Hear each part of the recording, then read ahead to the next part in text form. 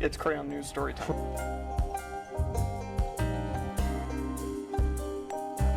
What happened with this dude, Christ Bearer? I heard he cut his penis off and then jumped off a balcony. Suspect pulls gun from butt, shoots twice at Denver police. What is your emergency? I need help. And what's the problem? I'm too high. You're too high?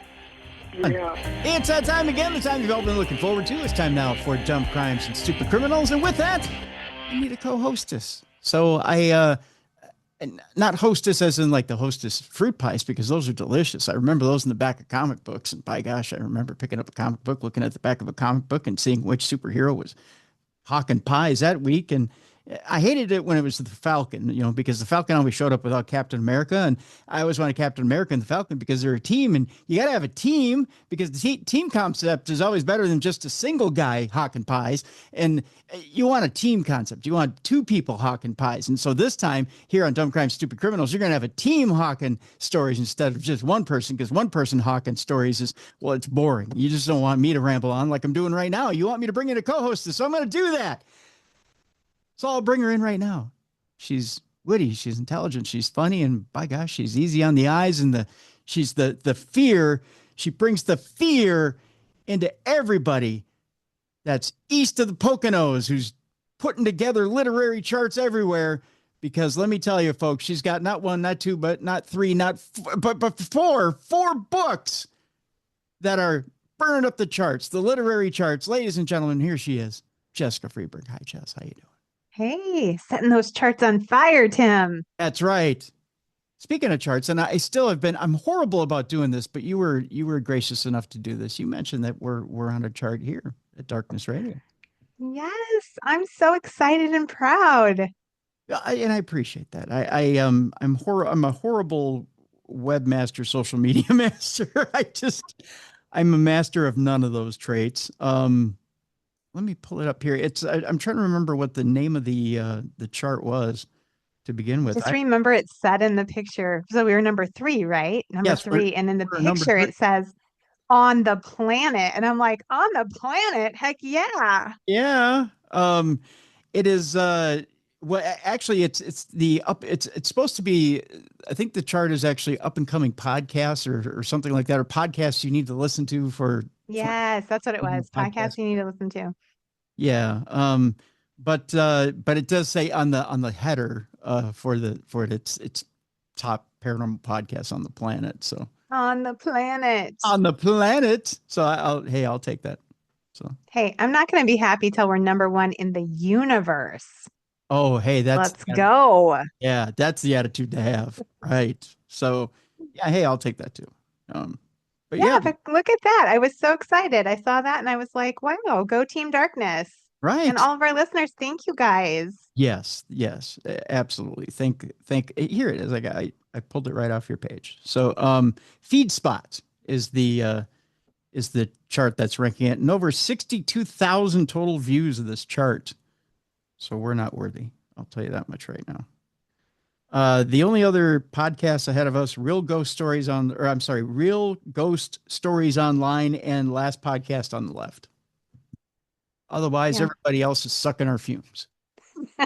Eating our dust. I almost never take an attitude, so I think that's kind of funny to say.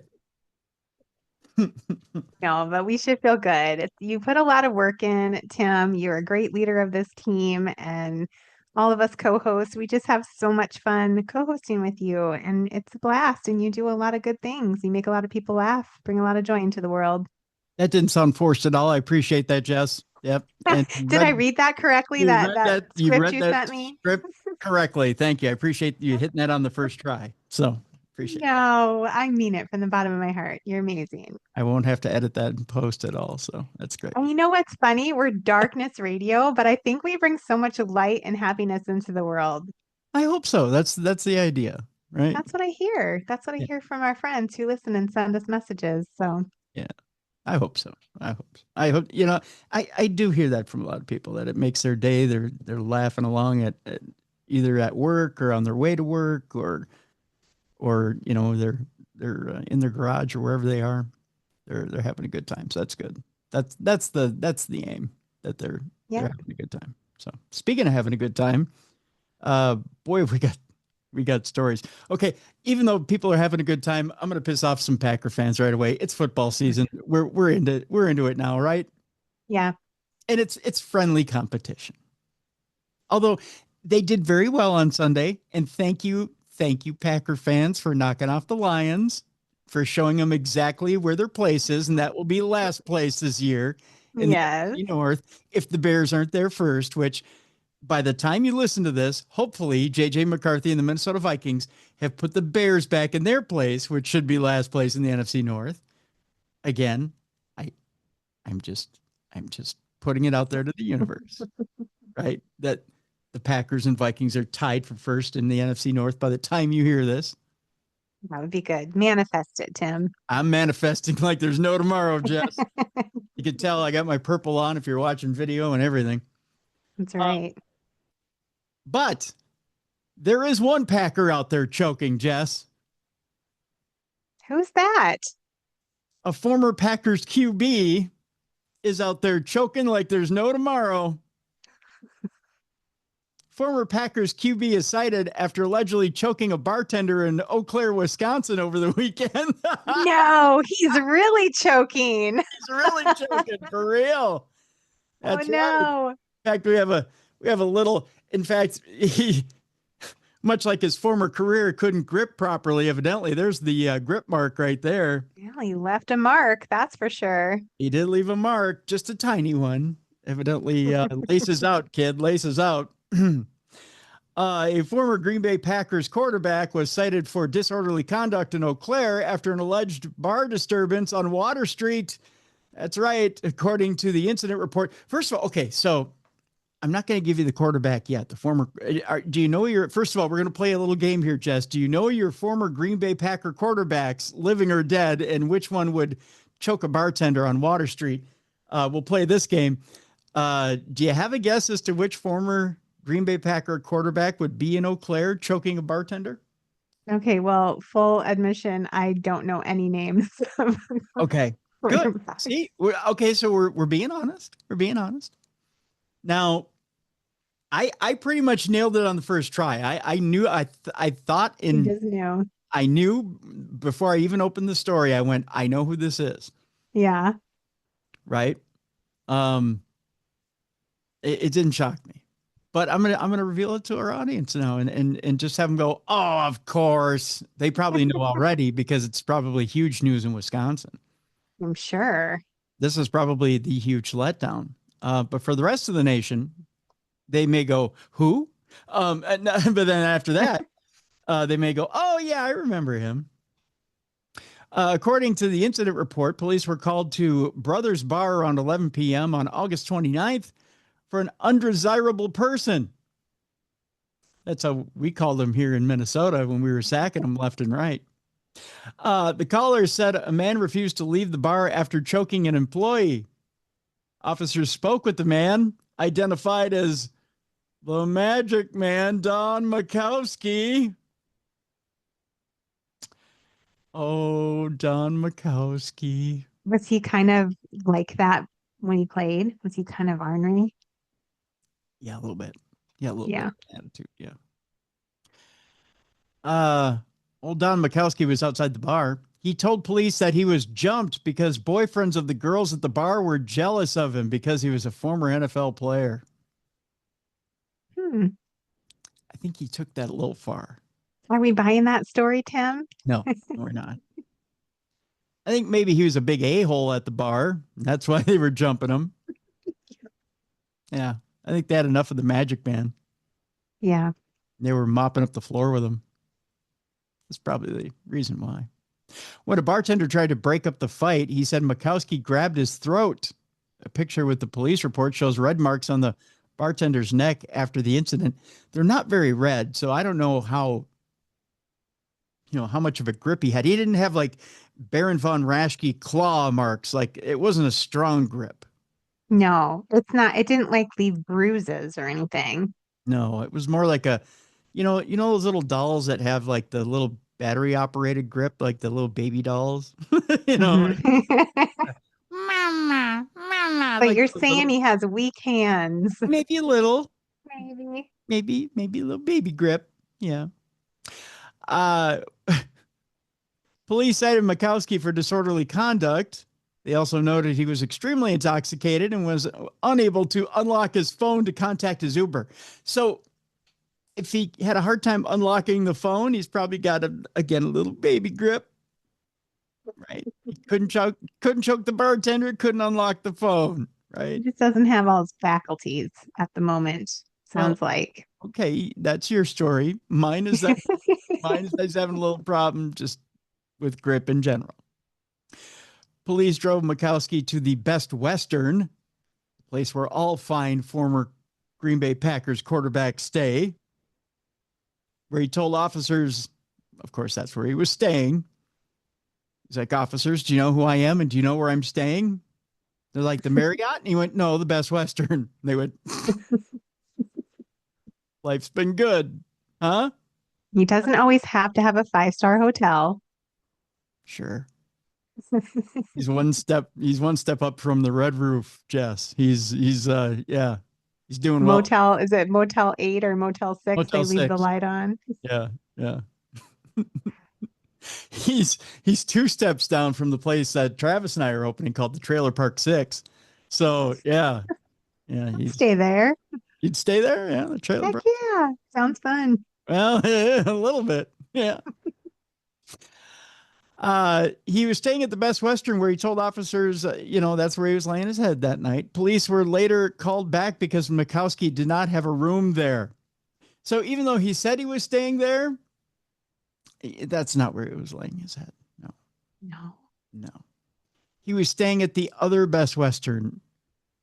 I don't know what other Best Western there is in town, but in Eau Claire, but he was staying at the other one. A nicer one, Tim. He's staying at the higher class Best Western across town, other side of the tracks. I think it was probably the Roach Motel. Yeah. Mikowski played for the Packers from 1987 to 1992. Of course, he was known as the Magic Man. Okay. That was a while ago, so he's not a spring chicken. No. Yeah. In 1989, he became the first Packers quarterback selected to the Pro Bowl since Bart Starr. The disorderly conduct citation, by the way, probably a lot more expensive than his room. How much? $213.10. Definitely more expensive than his room. If he's staying at the Best Western, chances are he can't afford that fine. No. So look for the GoFundMe for Magic Man to pay his fine. That's my guess. You know what I'm guessing, Jess? He drove away in from the scene of the crime, the choking. What do you think? Probably in a child-sized pink Barbie Jeep, which is the subject of our next story. What? Yep. I just imagine that Magic Man probably piled into his child-sized pink Barbie Jeep and drove away from cops. I mean, I can see it. I like the visual. It makes me happy. Yeah, it makes me happy too. I know that one man in Prince George, British Columbia was arrested for driving a child-sized pink Barbie Jeep. You may say, well, how would he get arrested, Tim, for that? Well, it's because it didn't have a license. How would he get in it is my first question. Oh, sure. How would a grown man fit? Not very well. This is him right here, Jeff. There he is. Oh my God. He barely got in it, but he's in it. I mean, yeah, kind of. Yeah, he is. Yeah. Oh, he's not going to be able to get out. I'd be stuck in there. Well, I bet you he brought some mayo to kind of grease himself up, get out. Grease him up and pull him out. That's right. He did get in it, though. Wow. Sure. Driving any motorized vehicle without a license is against the law, according to police there in British Columbia. A Prince George man was pulled over by police after driving a child-sized pink toy Barbie Jeep along one of the main roads in the north central British Columbia city on September 5th.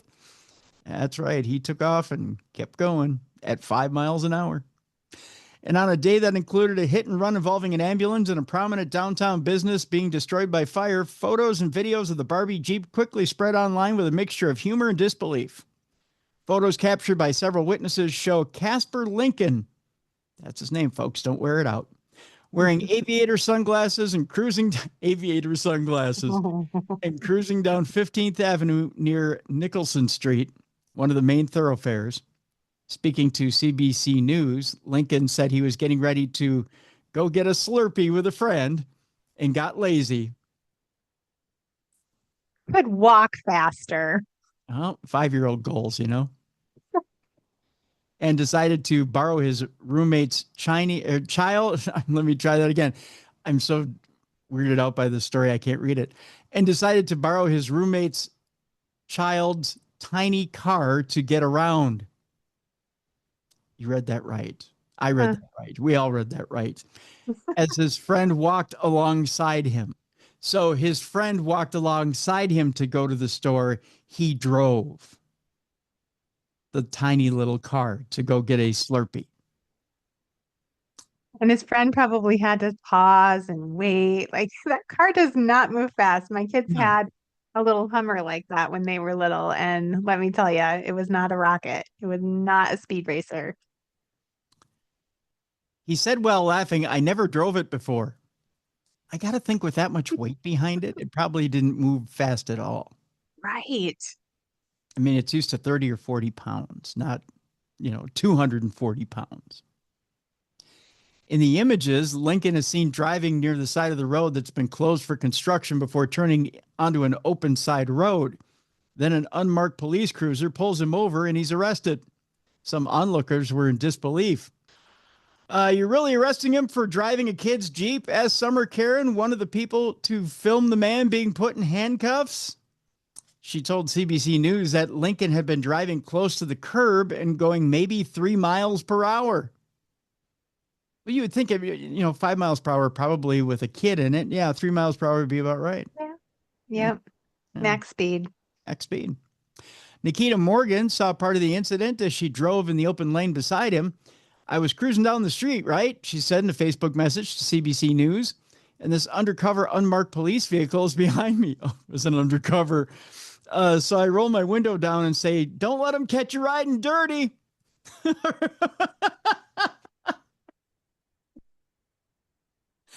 A reference to a phrase popularized by the 2005 Chameleonaire song, Ridin', that refers to driving while taking part in an illegal activity.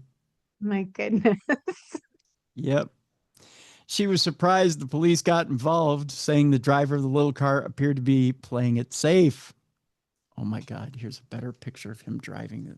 Look at this, Jess. Look at that picture right there. Oh my God. Funniest thing. It honestly looks like the car is like pushed down to the ground. Like the wheels can't bear the weight. He's smushing it as far down as it'll go. This idiot. Have you no dignity, sir?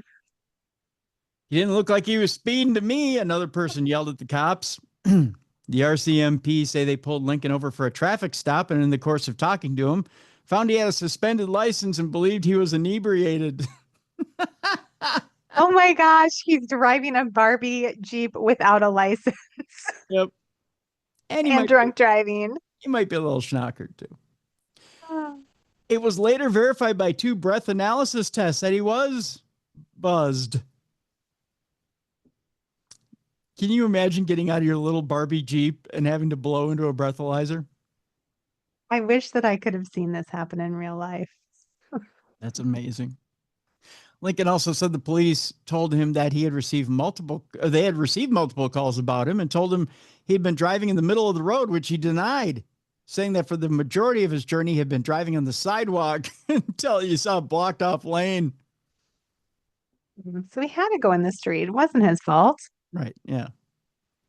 None of that information was available to onlookers like Andrea Sturgard, a mail carrier who was leaving a nearby Canada post office, who was with her coworkers when they saw the Barbie Jeep coming toward them.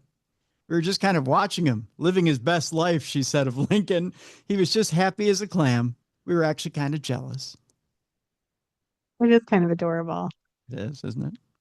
The police action, she said, seemed like a bit of overkill, but that's just me. It was honestly epic. I give the guy 10 stars.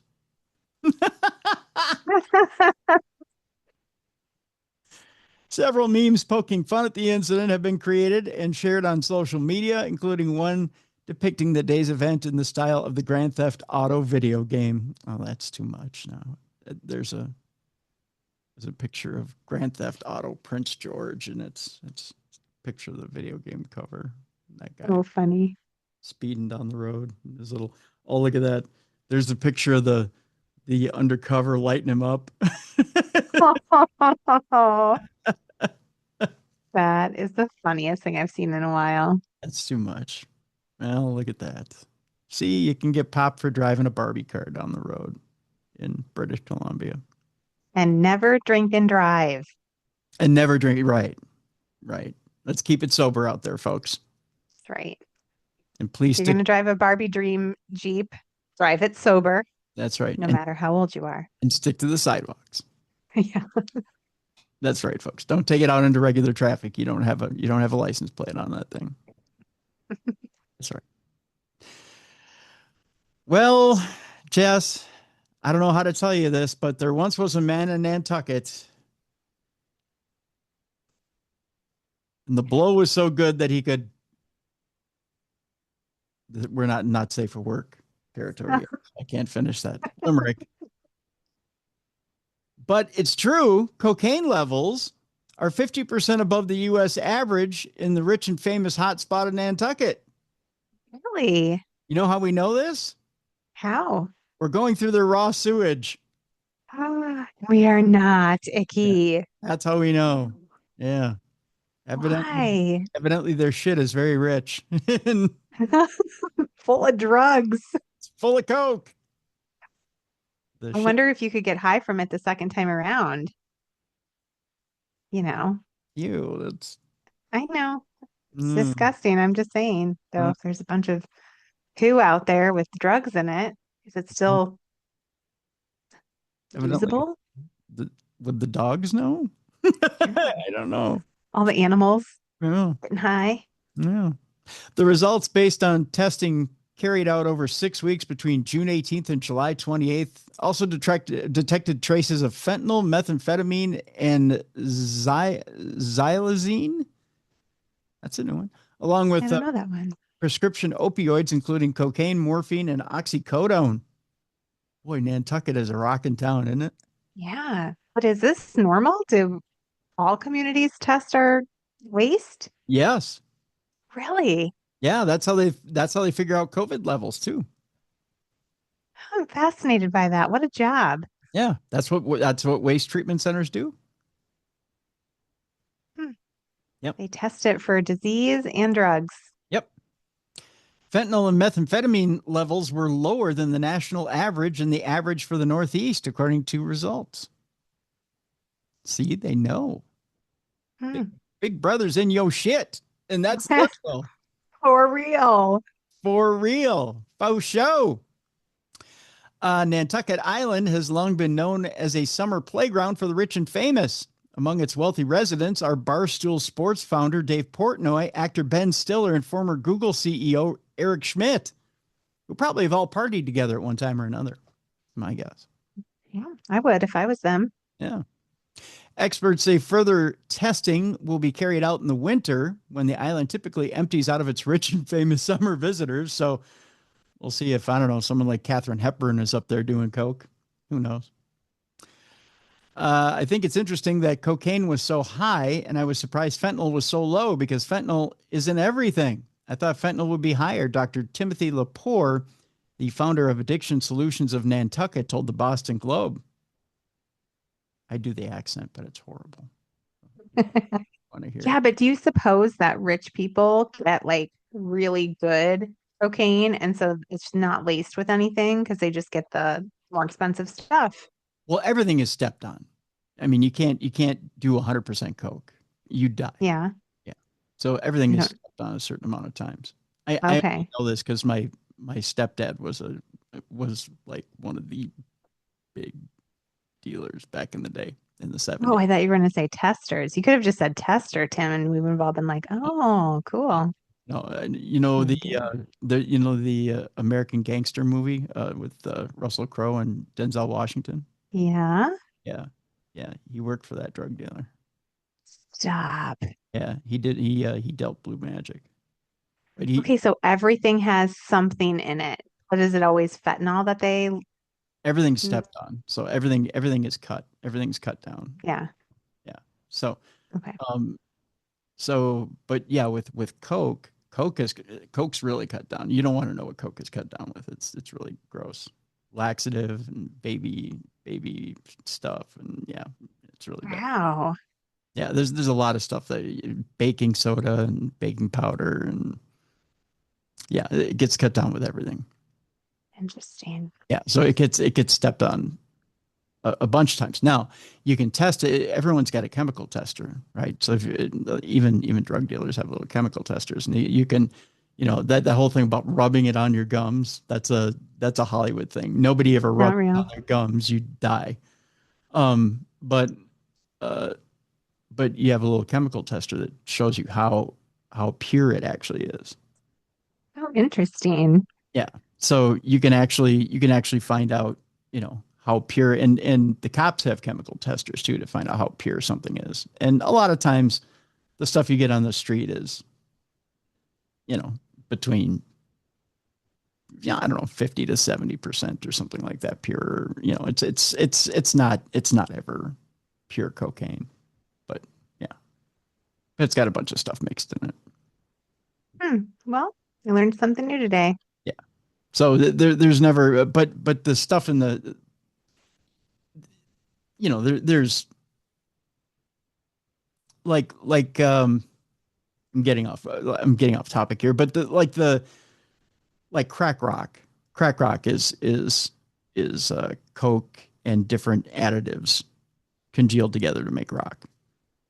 Hmm. So, and it's a cheaper form of cocaine, a really cheap form of cocaine, because there's only a scant amount of cocaine in crack rock. Interesting. Yeah. Chemistry lesson. Yeah, it's like science, really, at the end Yeah. of the day. Yeah. Yeah. And meth is almost all garbage. It's all battery acids and Right. pseudoephedrine, and that's why when you go to a pharmacy, they ask you for identification when you go to get Sudafed Right. or antihistamines or whatever, because that's one of the key ingredients in meth. So yeah, but it's only a tiny ingredient. There's a bunch of other things that a bunch of other household chemicals you use Just to. a potpourri of trash Oh you yeah, put in your body. yeah, and it's all toxic. Yeah, in fact, Yeah. they have to close down a meth cooking site for almost a year, 2 years, because it's that toxic. Wow. I literally can't imagine putting that stuff in my body on purpose. Well, some people claim the high is amazing. Uh, That's why. I But guess. yeah. So yeah, back in Nantucket, they're waiting for the winter to see if the disposable income, because the large amounts of disposable income will leave the island, whether the drugs in the system will actually change. What do you think? I think it might. I bet there's less when the celebs are away. They're thinking less coke in the water, more fentanyl in the water. Mm. The samples of sewage are collected from the Surfside Wastewater Treatment Facility, which serves about 70% of Nantucket Island's roughly 14,000 residents. Samples are then analyzed by Cambridge-based startup BioBot Analytics, which was founded at MIT. But like here in Minneapolis, in fact, where we get all our COVID numbers from something similar to this. They were the ones that tell us basically how when we were in the pandemic and then coming out of the pandemic, we were told exactly how many people had COVID and what strains were going around the Twin Cities based on a technology similar to this. Very interesting. Yeah, all done through wastewater. So it's incredibly interesting how you can, but they do that with the drug epidemic too. They can tell you exactly what drugs are going through the community. This I'm technology. curious about the sewage in my community. I wonder what drugs we have in there. Is there like a public report? It might be available through if you go to the city council Hmm. and talk to them about it. Well, either the city council or county board. It's probably the county board that does it because it's probably a bigger project. Depending on I don't know. Check with your city first and see if they do something like that. If the city doesn't do it, depending on the size of your city, then the county would do it. The county would be in charge of that. But if your county does your wastewater treatment, then the county would have that information. If the city does it, then the city would do it. But yeah, it's all very Interesting story. Yeah. So our next story is an odd one, bizarre and kind of violent. I'm not going to lie. A woman accidentally went to the wrong house and the resident shot her 17 times and then had the gall to explain why. Now, 17 times. That's outrageous. right. Now, I don't know if you heard about last week about the Ding Dong Ditch shooter. Yes, I did. That's so sad. Right. And incredibly bizarre. This shooter is somewhat similar. 50-year-old Roman Rowicki was arrested last week on charges of attempted murder, false imprisonment, criminal mischief, battery, and discharging a firearm on a residential property. Of course, we're going to Florida for this, Jess. According to his arrest affidavit, a woman told police she was following an acquaintance home for the first time when she got lost and ended up at Rowicki's house in Palm Bay, which is about 75 miles southeast of Orlando, Florida. The woman said she walked up the driveway and realized she was at the wrong address, at which point she claimed Rowicki grabbed her arm and wrist, restraining her by holding her arm behind her back in an arm lock against her will. That according to the affidavit. The woman, identified as TP in the affidavit, was able to call the person identified as WP, whom she had been following, according to the affidavit, which says WP ran to her aid. Rowicki then threw the woman to the ground and retrieved a firearm that he had fired multiple times in the direction of the two individuals who had just gotten into the woman's vehicle, the affidavit alleges. They told police that the vehicle was hit multiple times. According to the report, a total of 17 shell casings were found in front of the home. So they managed to escape his grasp, get into the vehicle, and he fired 17 shots at her and the guy that she was with. Rowicki told police that he believed the woman was a sex worker and that he attacked her out of fear of his wife's safety. Police said they recovered video footage that showed the woman approaching the residence in a non-threatening manner before the attack. Rowicki called 911 on a recorded line and confirmed that he was the shooter and said that he has a no soliciting sign and that he understood the woman had gone to his house mistakenly. The woman's arm and wrist were bruised as a result of the physical altercation, and her bracelet was broken off, police said. One of the tires went flat in addition to other damage to her vehicle. Rowicki was released on bond on Wednesday. He was ordered not to have contact with the two individuals and cannot have any firearms, weapons, or ammunition per the terms of his release. Rowicki could not be reached on a cell phone number listed for him. His attorney did not immediately return a phone call or reply to an email seeking comment. I'll tell you this much. Here's a picture of Mr. Rowicki. If looks could kill, I think he would be deemed unhinged. Yeah, he looks angry. Yeah, he looks like he has some issues. That's for sure. Clearly. Yeah. That's crazy. Yeah.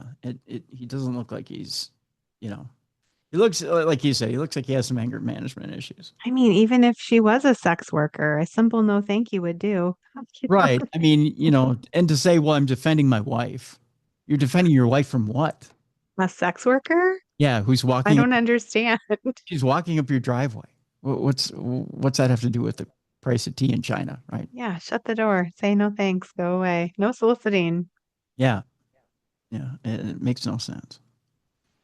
Another bizarre scam that's out there that was brought to our attention by Tony. Thank you, Tony, for sending in the story. A bizarre ultrasound photo scam is targeting unsuspecting men at the risk of being extorted in a pregnancy fraud.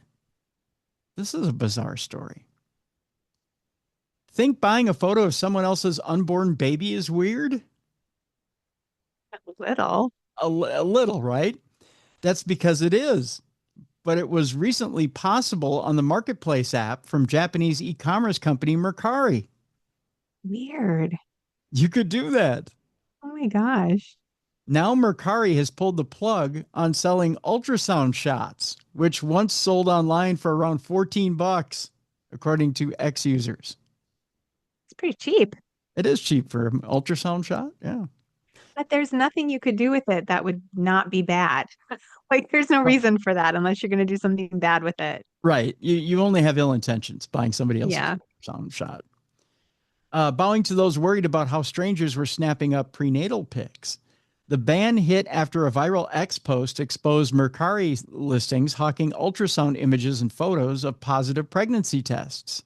User @awakened_citizen blasted the bizarre trend, writing, "Why are things like pregnancy ultrasound photos or positive pregnancy tests being listed on Mercari?" Right? Yeah, that's shady. Fellow concerned ex-users weighed in, with some speculating that the photos would be used for sinister and manipulative reasons. It seems like they're going to use it for some shady stuff, one theorized, adding like, "I'm pregnant with your child" type of thing, Someone else replied, "Is it for threatening my boyfriend?" Another appalled person noted, "That's creepy, using it for scams or for getting a divorce. How effing rock bottom of an idea is that?" Yeah. And that's really the only reason you would buy it. There is no good reason. Yeah. One other asked, clearly before the ban of selling these images was enacted, this kind of thing should be subject to regulation, right? I don't even know why you'd regulate it. Just ban it. According to a Reddit post in r/offbeat, one user explained that the idea of a woman committing pregnancy fraud in Japan is called Ninshin Sagi. In a recent post, they further clarified that this is the act of a woman pretending to be pregnant in order to extort money from a man that they had sex with. Interesting theory. Plenty on X and Reddit are betting that the selling of these ultrasound snaps and positive test pics are just a scam for a cash grab. And many moms who have been there can't imagine any other reason for putting them on the market. Mercari didn't explain further, but as of September 1st, ultrasound photos are officially banned on the marketplace, as per Sora News 24. As the New York Post reported last year, the innocent act of posting pregnancy pics and ultrasounds online can put babies at risk of ID theft, digital kidnapping, and other dangers, a 2024 study warned. Uploading bump pics and ultrasound unveilings might seem cute and wholesome, but experts stress that sharenting, not parenting, but sharenting, can make babies prime targets for digital thieves before the bun even leaves the oven. Even when they post about their pregnancy or anticipating the birth of the child, they give away identifying data, lead researcher Valeska Berg explained. And that creates a digital identity even before the child is born. Data experts from Australia's Edith Cowan University added that the creation of a child's digital identity can start with parents sharing information about their soon-to-be born or newly born child on social networking sites. The clinicians noted that digital kidnappers are defined as people who steal a child's identity and photo on social media and pass the child off as their own. It's one of the risks of creating digital identities for children by sharing images, especially those that include personal information about the child and reveal the child's face. Ultimately, from womb to web, sharing ultrasounds might seem cute until scammers see dollar signs in your baby bump. You know, my nephew and his wife just had their baby over the weekend. Oh, that's so exciting. Yeah. And I know I probably just committed a faux pas there. We were supposed to keep things kind of hush. Yeah. And we weren't supposed to announce on social media or anything like that. And they didn't want us to post pictures, which we didn't. We didn't post any pictures. But we were amongst the family in a closed group. We're given a few pictures to look at. And it's sad when you can't share, you can't share your joy with the world, and just say, here's Yeah. the new little one, right? I mean, we didn't even share the name. But you can't just say, you can't be happy and say, here's this new little one, right? Because you're afraid of different creeps that are out there in the world and what could potentially Yeah. happen. So, It's crazy what can be done with, images now and with AI, and it's just kind of scary. yeah. So I understand. I think that's a good choice on their part. Yeah. Yeah. They wanted to keep everything pretty close to the vest. So, and out of respect for them, that's what we've done. So, yeah, it's a new world out there, Jess. That's for sure. That's for sure. Let's see here. We've got 2 more stories and then not safe for work stuff. This is a bizarre story. Speaking of not being able to keep kids safe, here's an interesting story. A man in a puppy costume strangled a young child. What? Yeah. The employee was That is the collared. worst. And this is taking place in Florida. The employee was collared outside the Sunshine State Canine Emporium. Of all places. A 46-year-old employee was wearing an inflatable dog costume outside a Florida puppy store, allegedly strangled a bike-riding juvenile with whom he had an ongoing dispute. This is just bizarre. Here's a picture of the guy right here. Oh my gosh. Yeah. That's what he was wearing when he strangled him? Yeah. Rodney Plathy, who works at Sunshine Puppies in Clearwater, was outside the business early Friday evening when multiple juveniles rode by on bicycles. At the time, Plathy, who's a registered sex offender, was wearing a puppy suit costume. The business is adjacent to a busy roadway, and the costume worker is a sign spinner and serves to attract the attention of passing motorists. Investigators allege that Plathy, who had previously tangled with the young riders, waved the juveniles over to him. Plathy was joined outside by the puppy store proprietor. As the owner was addressing the group, one of the juveniles sought to ride away. As the owner grabbed the bike's handlebars to prevent a collision with himself, Plathy approached the victim from behind and placed him in a chokehold. Bizarre. The male victim, whose age is not listed in court records, told police he was unable to breathe for a period of time until the defendant released him seconds later. Officers were then contacted. Plathy was arrested for battery by strangulation, which is a felony. The defendant, according to an arrest affidavit, showed an indication of alcohol influence and refused to speak with cops. After 2 days in the county jail, Plathy was freed upon posting $10,000 bond. A judge has ordered him to have no contact with the victim. Plathy has an extensive criminal record with multiple battery convictions, as well as convictions for burglary and drug possession. He spent 6 years in prison for a 2013 sexual battery case that resulted in his designation as a sex offender. Plathy returned to state custody in 2022 and spent about 30 months behind bars before being released last October. Bizarre story. It's scary. Scary Yeah. for that kid. Yeah, very much so. It just furthers my fear of those Anyone in a costume like that. Every time the kids would go sit on the Easter Bunny's lap or even Santa, I'm always like, what kind of a creep is in there? Well, not everybody who dresses in costume is a creep, but yeah, there can be someone shady under that costume, that's for sure. Chuck E. Cheese, all of Hey, them. hey, hey, Creepy. hey. I'm a former Chucky. Come on now. You just illustrated my point, Tim. Wow. Come on now, Jess. Not all people under costumes are creeps. I know. Some of us are just trying to make a living. You know? Yeah, probably. Not a pedophile, pretending to be the Easter Bunny. Just someone trying to make some money. That's right. That's what I would tell myself every time we went. Just the Easter Bunny. Definitely not a pedophile. That's right. Although he is holding that carrot kind of weird. It's pretty excited for my kids to sit on his lap. I don't know. He's pretty excited about being around kids.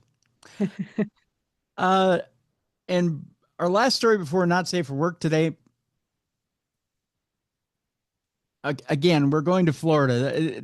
Florida is an odd state. We're spending a lot of time in Florida. Yeah, it needs to secede from the nation, I think. Imagine this, if you would. Your kids are outside, and most of the time they're outside in the summertime. They're what, Jess? They're probably without shoes, right? Oh, yeah. It's natural. Barefoot and having a blast. What if I told you could be picked up for having your kids outside barefoot and put in jail? What? Yeah. No shoes, no shirt, you're going to jail. Even in your yard? Yeah. What? A $1 bond was set for an aunt accused of neglect after kids were found barefoot in North Miami. That's crazy. I used to pride myself on how calloused my feet would be at the end of the summer, and I could like run over the rocks. You start the summer and you walk on them and it hurts a little bit.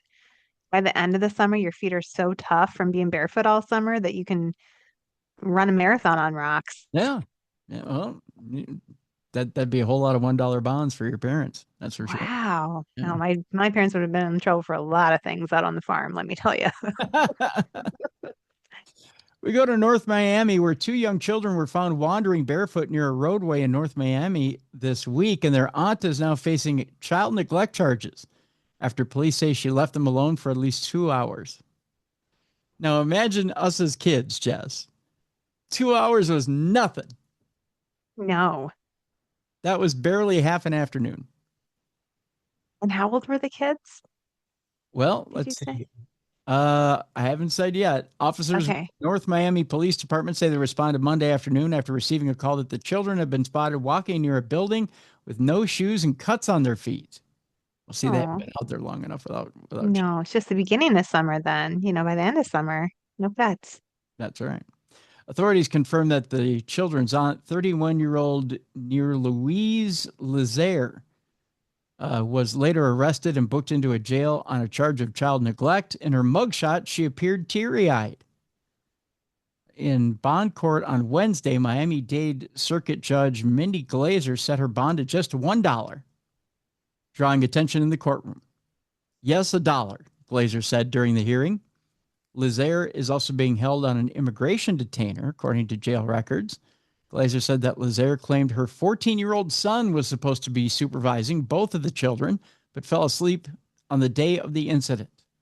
Police say the children were not seriously hurt and were reunited with relatives. Authorities say they're working on releasing the body camera footage from the officer who found the children, but technical issues have delayed the process. Lazaire remained at the Turner Guilford Night Correctional Center as of this past Thursday afternoon. It doesn't say how old the children were, but it just says they were young.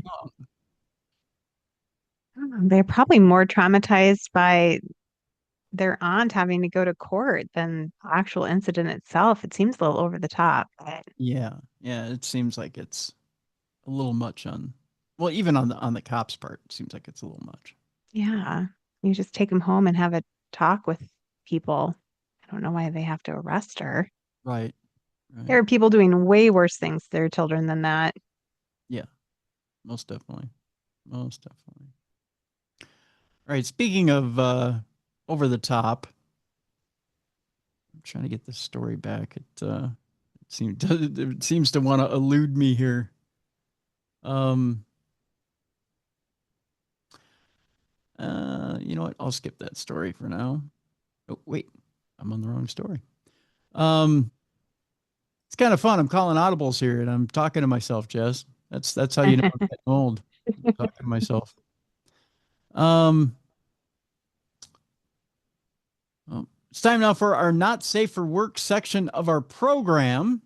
In order to get to our not safe for work section of our program, it's real simple. We got to get you to get the kids out of the room at this point, or get your boss out of the room at this point, one or the other, because this is not safe for either one of them. It's either going to get you in trouble with your kids in the county, or it's going to get you in trouble at work, pretty much. So put them in a closet, put headphones on them, and we'll start this section up in 5, 4, 3, 2, 1. All right, now here's the deal.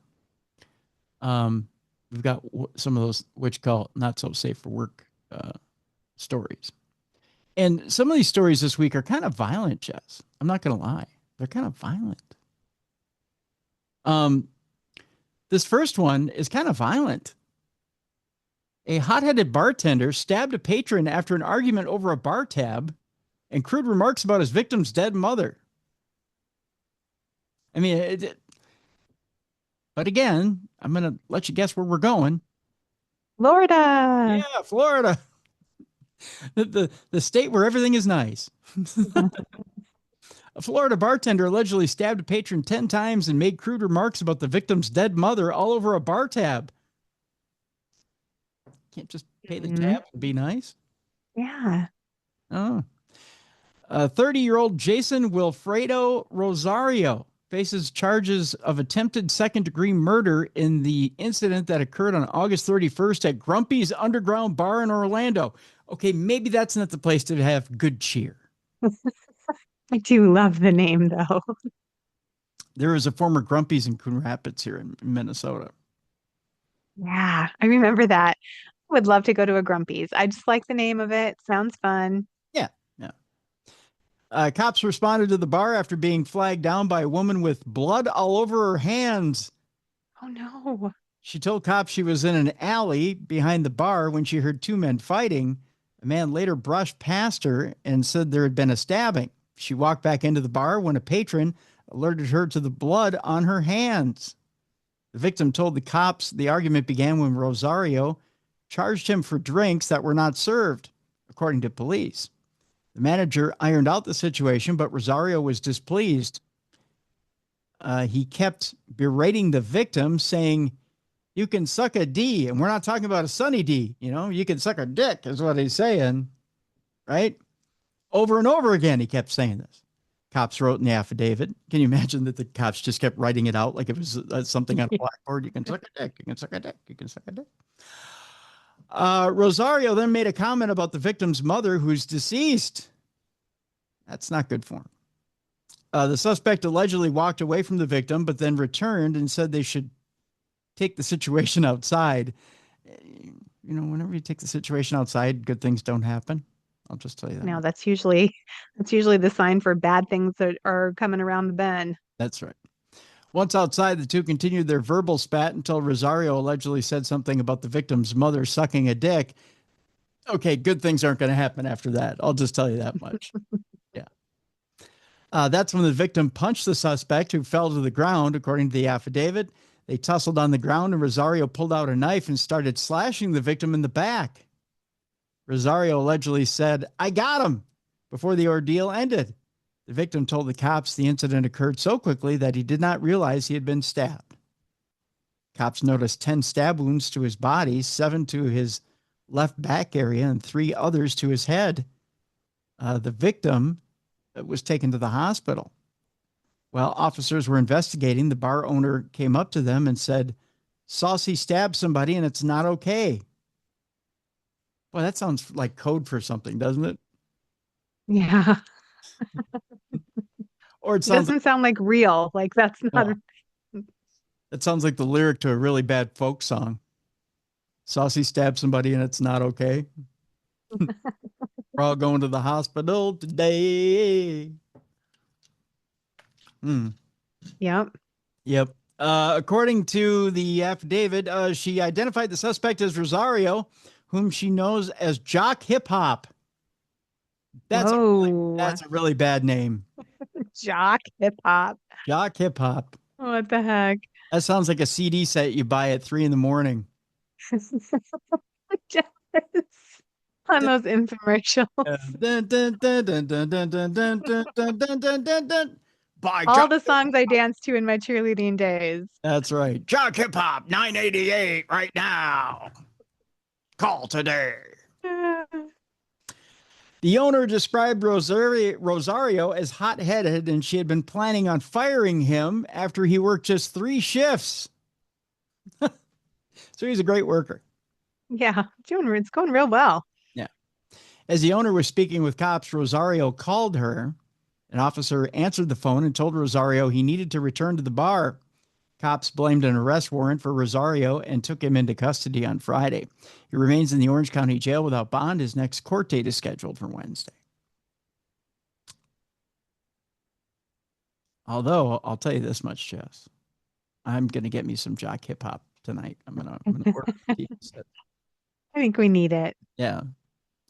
Dun, dun, dun, dun. Hey! Dun, dun, dun, dun, dun, dun. Hey! I'm going to go see if I can squeeze into my cheerleading uniform and I'll listen to it all night long. Wow. See, it's inspirational. It's quite the deal. All right. I got a picture here of this young woman who, as you can tell, looks like she's pleasant to be around. She's having a bad day, You think or so? she's just generally angry at the world. I think so. Yeah. I don't think she's part of the congeniality squad.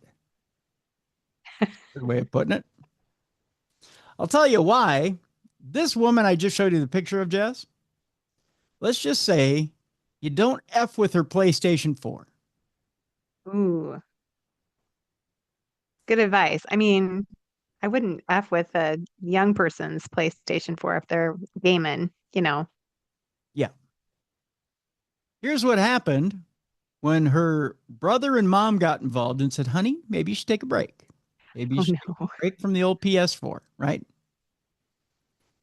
She said, brother, come here, and then grabbed his groin and squeezed and then choked his mom. Okay, that's a lot. Yeah, there's a lot to process here, right? Yeah, I'm thinking, maybe at that point we should put down the controller. Put down the controller. It's addictive, though. She's clearly addicted to her game. Maybe we should think about meditation at that point. It's like taking the pipe away from a crack addict. Yeah, but maybe we should think about, something calming like Xanax at that point instead of dopamine from the video game. That's crazy. Again, we're in Florida. It doesn't shock me. A Florida woman is convicted of choking her mother and grabbing her brother by the groin in an argument spurred on by a missing PlayStation 4 game. Oh, if you've got me by the short and curlies, I'm finding your game for you. And pretty quick. Yeah.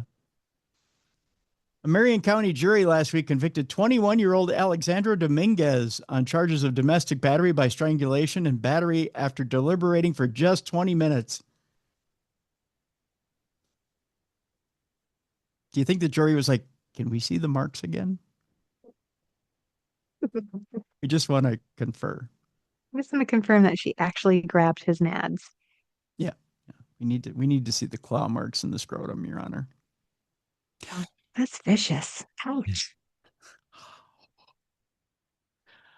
On April 24th of 2024, Dominguez followed her mother and brother from a park to their home off Southwest 43rd Terrace Road in Ocala to grab a PlayStation 4.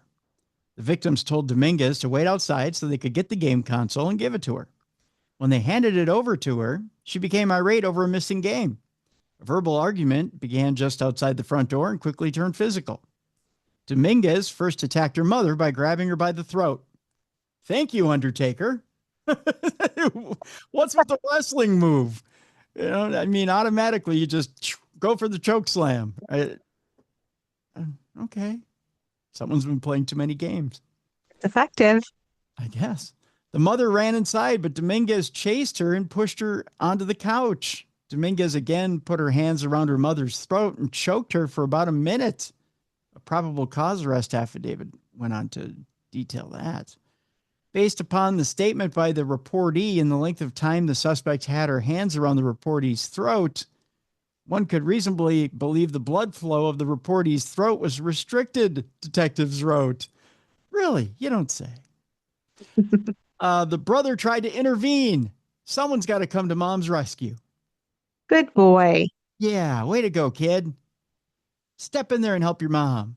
He probably regrets it, though. Yeah, but, someday mom's going to want grandkids. Yeah. Yeah. But Dominguez grabbed his groin and squeezed and pulled the hair on his beard. It was kind of a double-decker motion, Yeah. That really threw me off, Tim. For some reason, the whole time you've been telling this story, I've envisioned the brother as being like 13-ish or something. And then you said beard, and my whole vision went, what? Your whole dynamic changed, didn't it? He said bearded child? No, he's a grown man, clearly. Man. He's like, oh, you want some of this? She was like, you want some of this, huh, kid? Ouch. She's very grabby. She is.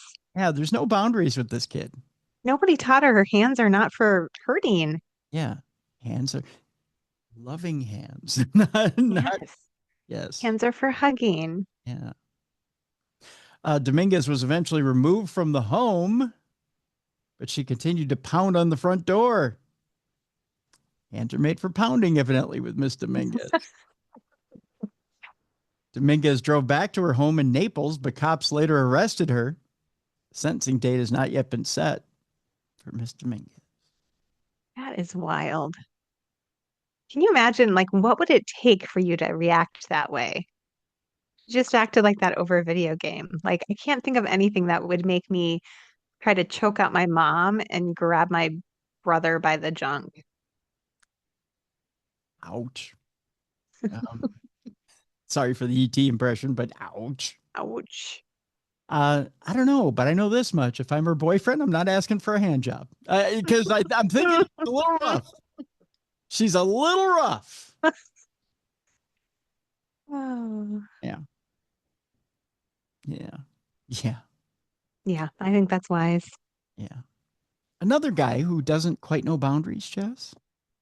Another guy who probably doesn't know the meaning of wooing. The guy who doesn't know the meaning of romanticizing is our next guy. Here's the headline. I did it. Man murders his girlfriend, then joyfully FaceTimes his ex while lying next to her bloody body to show her. What? Yeah. Oh my gosh. Guess what, honey? I got room for you now.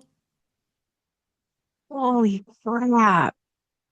Yeah. I told you some of these are a little violent today. An Arizona man accused of murdering his girlfriend and her dog. And then, yeah, nice guy. And then calling his ex to boast about it has been found guilty. Thank God. Put that man in jail. I can see now why he's an asshole killer. His name is Taten Dorfman. Wow. I mean, if your name was that, you'd probably kill people too. Taten Dorfman. Taten Dorfman. Taton. What kind of name is that? No. Were you eating paint chips as a kid, and that's the best name you could come up with? I don't. I mean, it could be a soap opera name, right? They're always trying to come up with weird names. Taten. Well, it sounds a little too close to taint. It does. See, yeah, it's a little close to the taint. You're right. Yeah. No, thank you. Oh, no. And then Dorfman is not a great last name. No, Dorfman sounds, I don't know, harsh and. I keep thinking of Dorf on golf. The Oh yeah, little guy. Yep. Yeah. Taten Dorfman, all of 30 years old, was convicted of second-degree murder for the killing of 30-year-old Hannah Rogers. according to Tucson CBS affiliate KOLD. Do you find it ironic that the Tucson CBS station is cold? A little bit. It's horrible. Dorfman committed the crime on the night of July 28th of 2024. He shot Rogers in the head, killing her, and he also shot and killed her dog, according to authorities. Then he killed, or no, he didn't kill her. He called his ex-girlfriend after that, probably killed her spirit. I got to think that. According to local ABC affiliate KGUN, K-Gun, boy, they are cleverly named over there in Arizona, aren't they? The suspect called his ex-girlfriend on FaceTime and showed himself lying next to Rogers' body with blood around her head. "I killed her. I did it," he reportedly exclaimed. "Who are you, Bob the Builder? We did it. We did it." Huh? It's so weird. Like she'd be so proud of him. Right? The ex-girlfriend is said to have taken screenshots and reported the crime to police. Way to go, girl. Officers arrived at the crime scene on the 5400 block of West Mosquito Drive. Yes, that's a real street. You'd never find that street in Minnesota. No. No one would live on it. Right. They'd probably spray that street all the time. They showed up there at 10:30 p.m. and tried to speak with Dorfman. The Marana Police Department said that, but he barricaded himself in the residence for several hours. During the standoff, Dorfman admitted to killing Rogers and said he was going to kill himself. Does that seem You like should have just done that in the first place. right? Doesn't that seem like a cop out? Like you got caught. You called the ex like all happy and proud, and then when she turns you in, you're like, "Oh, I'm gonna do it now. I'm gonna do myself in." That seems like you have no other answers. Yeah, and by no measure do I want anyone to kill themselves, but if your alternative plan is to kill someone else, I'd prefer that you just harm yourself rather than other people. Right. And the dog, come on, what did the dog ever do to anyone? The dog didn't do anything. With help from the Pima County SWAT team, officers convinced Dorfman to exit the house at 3:30 a.m. the following morning. According to KOLD, the cold snap. Dorfman had blood on his face and hands, but no injuries. That had to be the ex's, obviously, or the current girlfriend, rather. Mm-hmm. Police officers said they found a large amount of drug paraphernalia and alcohol inside the home, as well as Rogers' body and the dead dog. Dorfman was arrested and charged with murder and cruelty to animals. A GoFundMe created for Rogers described her as a beautiful, smart, and funny woman. She lit up rooms with her smile. It goes on. She was caring for all life and would always be there for anyone in need of help. She will be deeply missed by all who knew her. We are still in disbelief that this even happened. Dorfman is expected to be sentenced on October 20th. Marana is about 20 miles northwest of Tucson, Arizona. All right.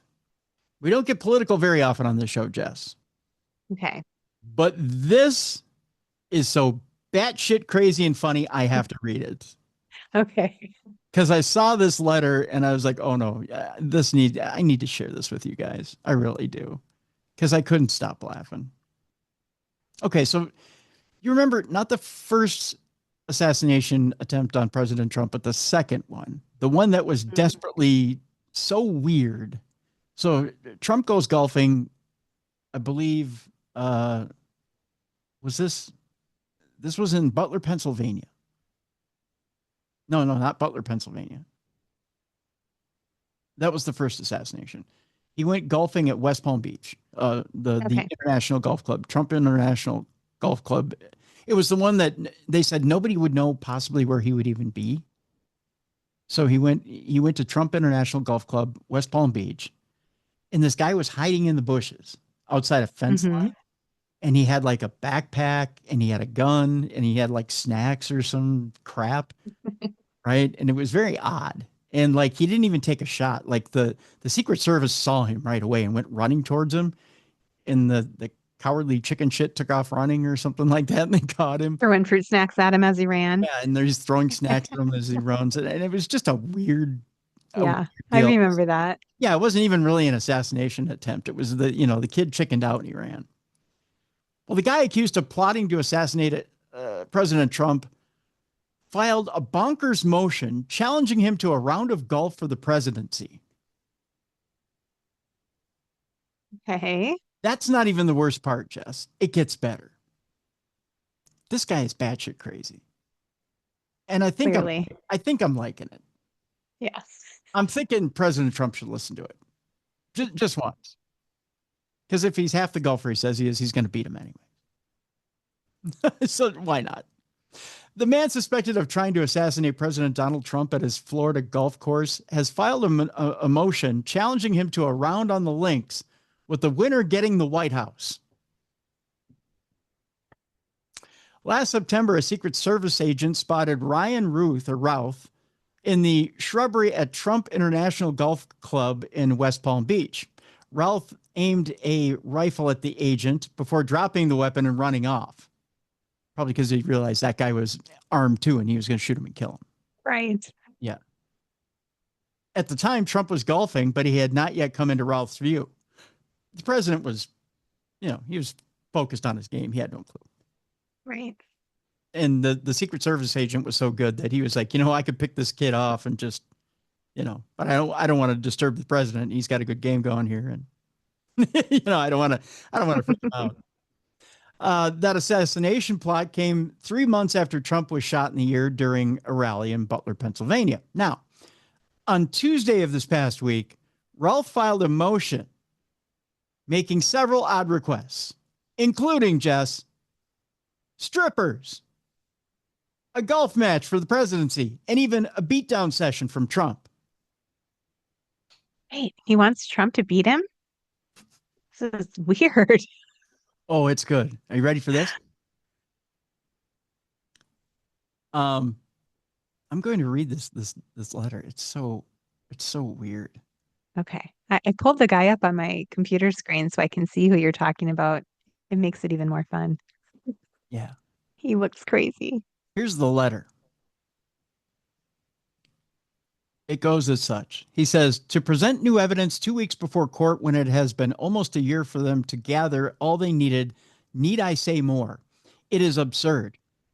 Ralph goes on to say, the deadline has passed. If you would like to trade admitting the evidence for my subpoena of that baboon Donald J. Trump, bring that idiot on. It is a deal. Again, this is Ryan Ralph's words. If you do not want to trade for a dumbass, then give me all the others on my recent subpoena list. But I think a beatdown session would be more fun and entertaining for everyone. Give me shackles and cuffs and let the old fat man give it his worst. So yes, he wants Donald Trump to beat him while he's in shackles. Chained and can't move. Yeah. He wants. This got really weird really fast. Yeah, didn't it? He's got like an S&M complex and he wants Trump to It's oddly sexual. It's creeping me out. Isn't it? I think he'd get a little chub while Trump is beating him. I think he's kind of hot for Trump. A little bit. He's got a little chubby for Trump.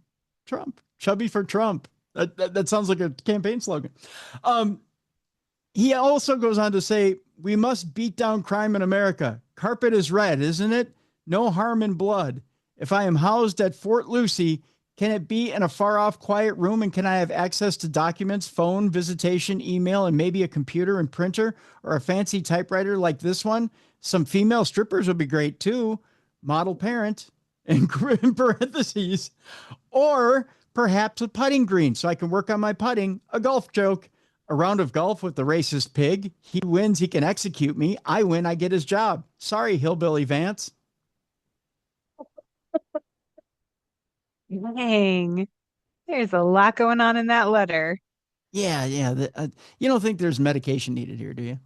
I mean, the carpet is red, so. Yeah, the carpet is red. So. I mean, obviously. I have no idea what half that letter means. I don't either. The stripper part's hilarious, though. Yeah, just strippers, It's always, maybe he and Trump can bond over some strippers. Maybe what he does is he puts a couple of strippers in front of him, gets them all dazed and confused, and then wham, hits them. But he doesn't want to hit him. He wants to be hit. He's a submissive, Tim. No, I know. That's what I'm saying. Trump hits him. Oh, okay. Trump's hitting him. Okay. He gets the Same page. distraction going, and then he hits him. Yeah. Oh. So weird. Yeah, it's very bizarre. Wow. What's really sad is just looking at this guy on the internet, he has children. So like this is someone's dad. You know, Oh, so there's spawn of this guy out there? yes, yes. Yeah, he was You know, married until 2003 and he has 1, 2, 3 children. you know what they say, the apple doesn't fall far from the tree. Oh, I hope it fell very far. I hope it fell by mom's tree and not his. Ralph was charged, by the way, with attempting a federal officer and multiple firearms violations. A judge recently approved his request to represent himself, so he has no lawyer going into this trial. Oh, come on. This trial is going to be fun. Oh, yeah, we'll have to keep an eye on it. Yeah, and jury selection for his trial begins September 8th. Actually, it began yesterday. So, yeah, this is gonna be fun. It's gonna be like a circus, a monkey circus. That's what it's gonna be. It's gonna be fun. I can't wait. Oh, wild. Oh, fun stuff. Speaking of fun, you ready for this next story? Yes. The headline is extremely bizarre. A man allegedly ran over his date after she didn't let him smell her feet. Whoa. You love the look on your face. See, this is why video is so fun now. I know. We need to like make a sticker out of that. You know that last one where I looked totally crazy. I made a sticker out of it, and sometimes I like to text it to you. Yeah. Yeah, that's he didn't. Okay. Yeah, look too. Here's a guy right here who would like to smell your feet, Jess. Wow. Well, I mean, just go ahead. You know, You're gonna run me over if I say no. Just smell away, buddy. Yeah. Otherwise, he's gonna run you over. And of course, we're going where, Jess? Florida. Mm-hmm. Mm-hmm. Yay. That's right. You know, your feet can get mighty stinky there in Florida with the humidity. You know what I mean? A man allegedly stinky feet in Florida. It's the humidity. A man allegedly ran over a woman with his SUV on their first date after she refused to let him sniff her feet and use sneakers. Wow. I mean, good for her for standing up for herself. Really backfired though. She's like, I have boundaries. And he's like, I have 4-wheel drive. And that's where they went from there. Wow. Yeah. That's so aggressive. It really is. This sounds like a place I lived at one time. The victim told police that she met 28-year-old Elmonte Circle. That's his name, Elmonte Circle, which sounds like an old address of mine. On the dating app Seeking. That's the dating app we stay away from, Seeking. Sure.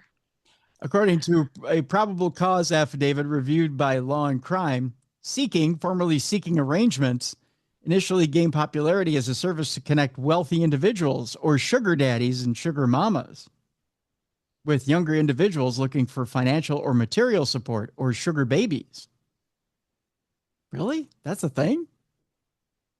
Yeah, I guess so. Huh. When we get old, we can find a sugar baby. I was going to say, do I still qualify as a sugar baby? And we're kind of somewhere between sugar daddy and sugar babies and sugar mama. I see. Okay. We're not quite old enough to be a sugar daddy mama. But still maybe a little old sugar baby. We're in that gray area. We're in that gray area where we could only get paid to let people smell our feet. Oh, I see. That's what it is. Yeah. Right. Okay. Seeking explicit.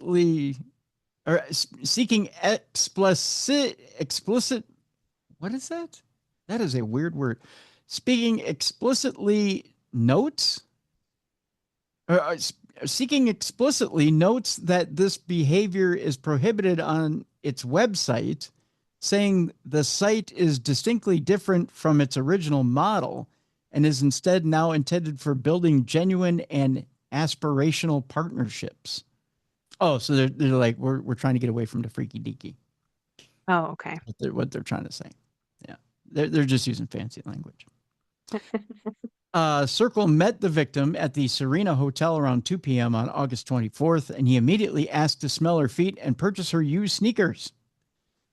What, no dinner first? I mean, it was just, what's up, girl? Honestly, mistake number one, Right. going on that app for a date. Mistake number two, meeting him at a hotel for the date. Right. Go to a coffee shop, girl. Yeah. I mean, no, good evening. How you doing? Hey, you want to go get dinner? You want to sit and talk and have coffee?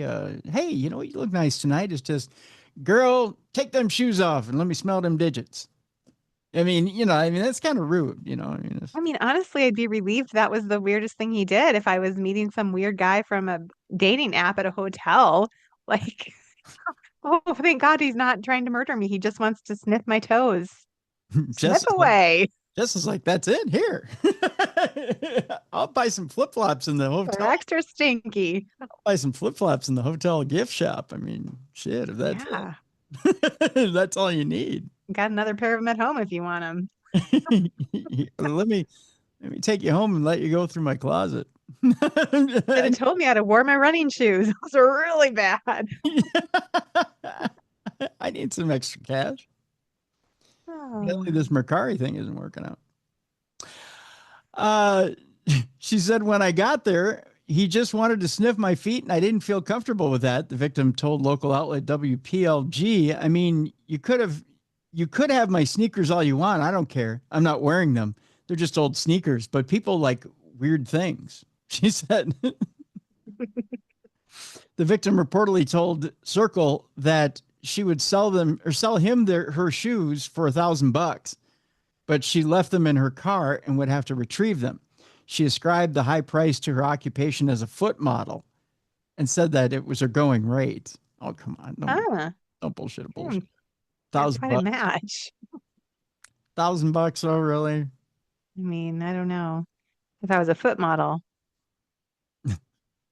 When the victim momentarily stepped into the bathroom, she said she spotted Circle sprint out of a hotel room and assumed he stole something from her.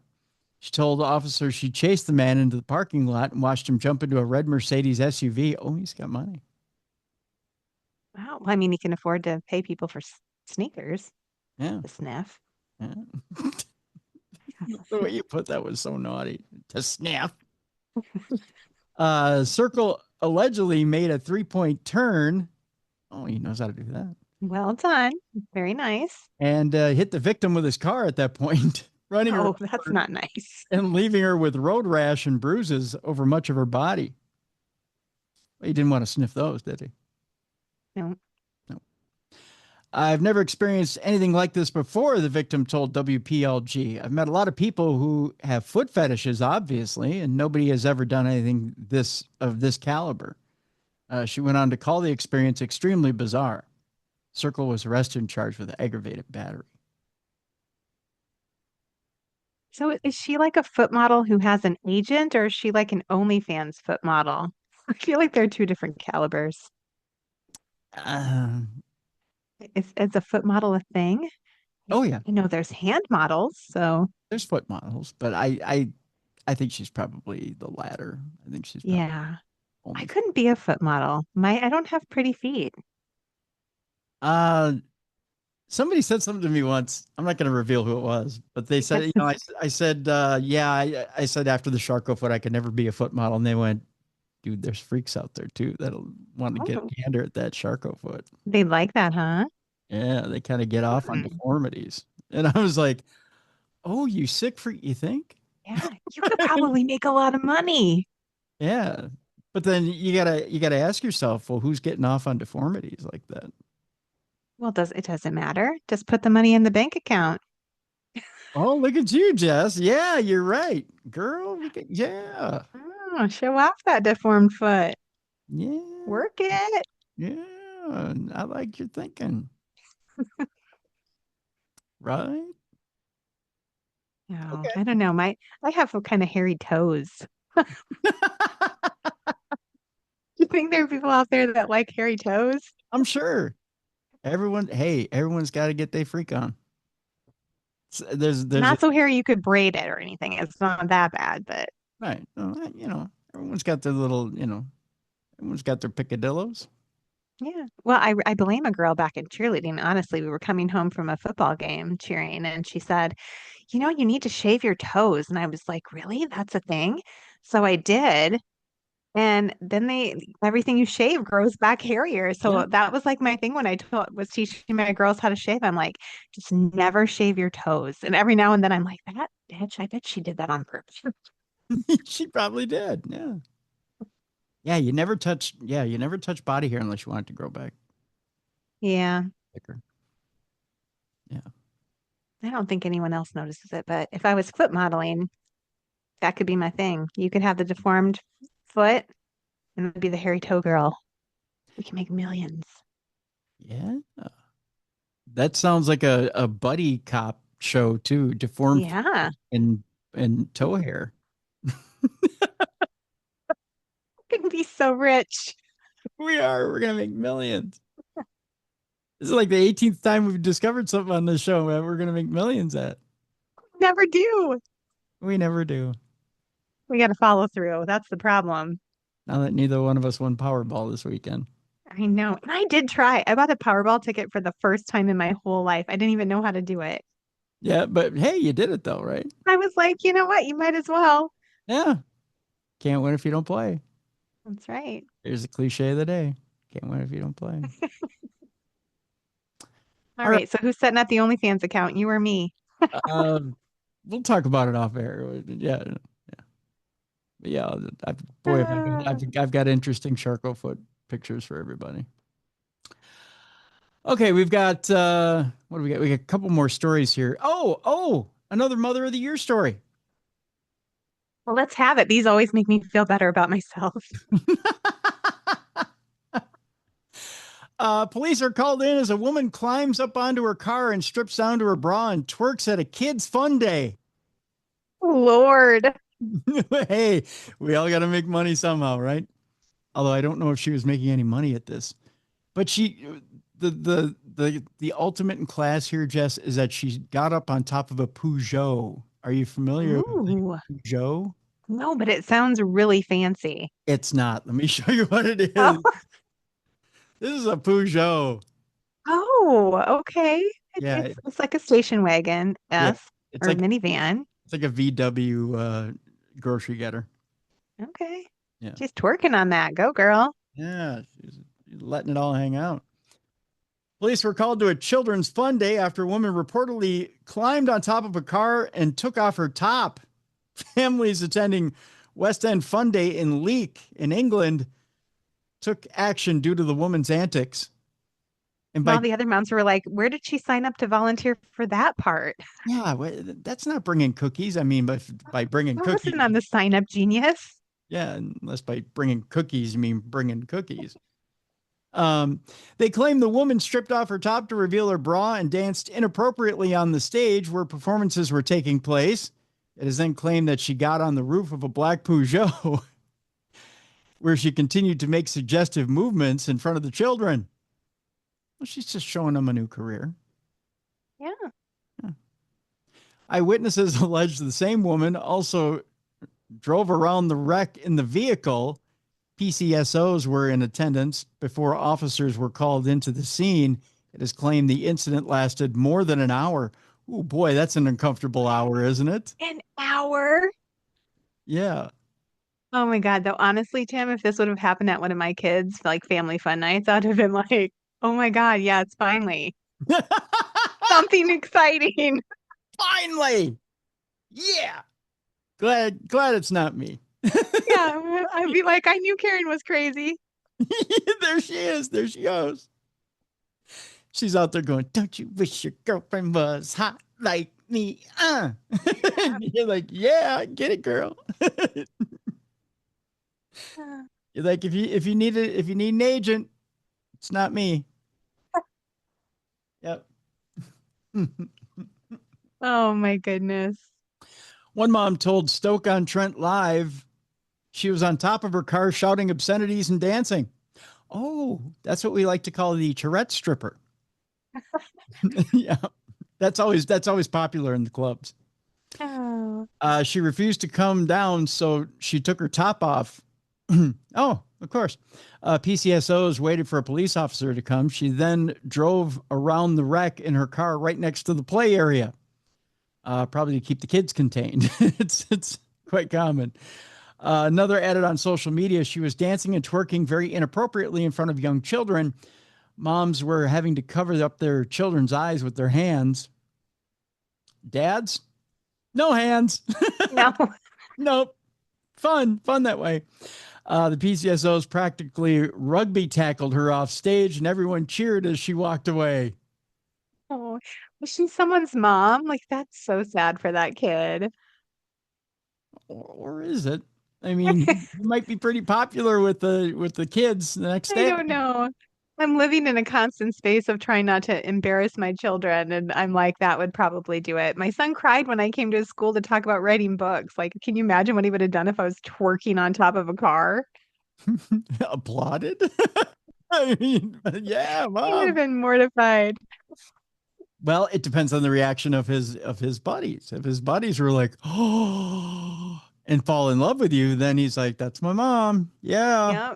Yep. See? It's not yet known if any arrests were made, so she might have got away with this. Stoke-on-Trent Live has contacted Staffordshire Police for a statement. Probably the one statement they got was, "Can we get a repeat performance at the next gathering?" We're just curious. Can we hire you for our next party? Right. This next story, Jess, is not going to qualify as a palate cleanser. Oh no. It's probably Is going to this be our last one too? No. We Okay. have 2 stories left. This is probably going to be a palate offender. Oh no. Prepare to go. A man, I'm going to show you the man. First of all, tell me this man right here. Okay. Okay. He looks normal. Okay. I want you to burn his image into your brain. Okay. You got it? Yep, it's in there. All right. I'm going to read the headline. You ready for the headline? I'm scared. Man indicted for putting semen in yogurt sample. Ow! Oh no. Now that you've seen his picture, how do you think he tastes? Oh, he does not look normal at all. He looks like a degenerate. I hate him so much. Oh, gross. Just throw up in your mouth a little bit. Yes. That was fun, wasn't it? I don't know why you do this to me. Yogurt samples, like when you go to Costco and you get a yogurt sample. So now I can't even sample things at Costco anymore. It's my favorite part. Isn't that fun? That bastard. Ruins everything. Sorry. A grocery store clerk was indicted yesterday on federal charges for allegedly giving a female shopper a yogurt sample that was tainted with his semen and then lying to federal agents about the revolting incident. Oh, that poor woman. Did she eat it? Or did she notice before she put it in her mouth? I'm about to tell you. Oh, I don't want to know. But I want to know. Do you? I don't, but I do. I'm torn. Tell me. 32-year-old Anthony Garcia was named in a 2-count indictment filed late yesterday in U.S. District Court in Albuquerque, New Mexico. He's scheduled to be arraigned this morning on federal charges, felony charges, by the way. Yes, it's a felony to put your yogurt in her yogurt. The January 25th incident was initially investigated by the Albuquerque Police Department before the case was turned over to federal officials. According to a police report, the female victim told cops that she was shopping with her daughter at the Sunflower Farmers Market when she was approached by a pushy Garcia offering her the yogurt sample. I bet he was pushy. Oh. Are you ready, Jess? Mm-hmm. She ate it. After tasting the yogurt, the woman immediately thought the sample tasted gross and disgusting. No. And cops said it tasted like semen. So she's been there before, Jess. She's familiar with the... Well, I mean, she has a child, so, but she's familiar with the palate. A lab test confirmed that the yogurt sample provided by Garcia contained his brand. Investigators then secured a search warrant authorizing the collection of blood and DNA samples from Garcia. Subsequent testing revealed that the semen found in the yogurt sample consumed by the female shopper matched Garcia's DNA. If convicted of adulterating the yogurt, Garcia faces a maximum of 3 years in prison. That's it. 3 years. That's it. that is not enough. While the false statements count could result in a maximum of 5 years sentence. So he gets more time for lying about the fact that he squeezed one off in her yogurt than the fact that he squeezed one off in her yogurt. You tell me why that's wrong. That's messed up. I wonder how many other times he's done this. There's no way it's his first time. No. My guess is multiple times. Yes. Yeah. It's probably a fetish for him. Oh, then I would have eaten it. I love samples. I'm like, yay, thanks. And he looks really fairly normal. Like, I'd have been like, thank you so much, gentlemen, sir. You'd be like, here, try it. It's protein. There's a lot of protein in this. There's a lot of protein. And you would have just been like, oh, thank you. What's wrong with this? You'd be like, we're not buying that. That's icky. That doesn't taste like regular yogurt. You're right. It's a special Garcia brand. Oh, Mr. Garcia. Come on. All right. One more before our palate cleansers today. Okay. All right. I'm going to show you a picture of a priest. Okay. Well, You're already, you suspect the worst, right? what's going on here? I'm about to tell you. He looks high as a kite. There's a reason why he's headlining Dumb Crime, Stupid Criminals, right? Oh, it's got to be good. Yep, I'm about to tell you. He looks a little daffy, that's for sure. There's some electronics at the center of this case that happened at a Pearl River church in Louisiana. Here's the headline. Electronics at the center of a sexual encounter at a Pearl River church on the altar. An encounter on the altar, Jess, are being ordered returned, but the data must be deleted. So he was getting it on the altar with one of the church ladies? Not one. No. He was tag teaming them? He had a couple of them going. At the same time? Mm-hmm. WWL Louisiana and a reporter now at The Guardian broke the story of the arrest of Travis Clark and two women on top of the altar at the Tammany Parish Wow. Church. That's a holy experience. I guess, right? St. Tammany Parish, Louisiana is where we're going. A St. Tammany Parish judge has ordered the return of electronics belonging to an ex-Roman Catholic priest who pleaded guilty to obscenity for being caught having sex with two dominatrices atop a Pearl River church altar. You didn't think you'd hear that today, did you? No. Well, still belonging to the clergy in 2020. In the middle of COVID. Wow, he was bored and lonely. However, the judge also told authorities to erase all data from the devices and storage media as a precaution against videos taken of the tryst from becoming public. So in other words, no OnlyFans for the Holy Father. Yeah. Wow. So very disturbing. You suppose as they're up there on the altar, you hear, whip me, beat me, make me believe in Jesus? I mean, Something like that. I think that was the sermon he prepared for that I think so. particular moment. The ruling from 22nd Judicial District Court Judge Ellen Creel came in the case centering on Travis Clark as well as dominatrices whose professional names are Lady Vi, also known as Satanatrix. Wow. Yeah, she shouldn't be up on that altar. Dang. And Empress Ming, as in Flash Gordon. You know, I'm surprised they didn't just burst into flames when they walked into the church. right. Yeah. Yeah. Why they didn't explode upon going across the threshold is beyond me. But the videos in question have been under indefinite court seal ever since the trio's encounter made international news headlines in 2020. WWL Louisiana and a reporter now at The Guardian broke the story of the arrest of Clark and the two women.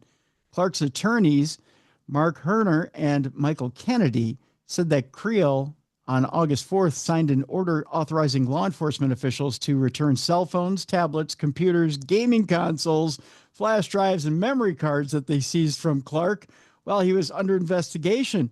I think he was dubbing all this to get ready to sell it. I mean, there's probably a market for it if there's people willing to pay to like look at hose and stuff. hose and collars. Yeah, like a priest and two dominatrix. That's money. That is. Even though Herner said that he does not believe any of the sealed videos are on Clark's electronics, right? Wink, wink, say no more. The former clergyman was still awaiting his property's return on Friday while officials wiped them clean of all data. Herner added that he does not believe the dominatrices, who ultimately pleaded guilty to misdemeanors, have ever sought the return of electronics seized from them during the case. Yet, if they ever did get them back, officials would wipe those electronics of all data too, Herner said. Kennedy and Herner declined further comment, but The Guardian has learned from multiple sources with knowledge of the case that, among other things, the videos depicted a communion wine chalice being urinated in. Oh, that's so terrible. Right? Holy cow. I think there's a reason Clark is an ex. Yeah, I'm going to pass on communion next time I'm at church. No, thank you. Yeah. The videos also depict Clark wearing a style of underwear typically worn by women, as well as engaging in a sex act in a dormitory on the grounds of St. Peter's and Paul Church, which he once served as pastor. Clark, Lady Vi, and Empress Ming all fell under authorities' scrutiny after a passerby peering through a window saw the three evidently filming themselves having sex on the sanctuary altar at St. Peter and Paul Church on September 30th of 2020. And that's the guy you're giving your confession to. Yeah.